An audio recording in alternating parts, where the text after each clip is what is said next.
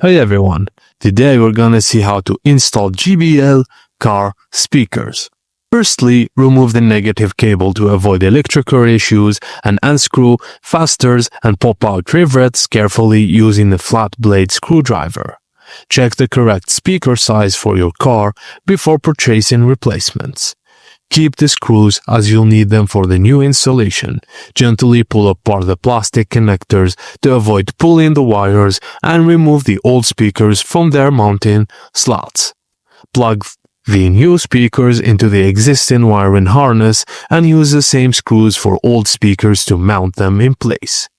Reconnect the battery, turn on the car to ACC mode and check left and right balance, front and rear fade, then sound clarity. If the speaker isn't working, check the wiring connection. Now all you have to do is reverse the removal process and use the butt end of a screwdriver to cover it with a towel to prevent damage and tighten any fasteners that were removed.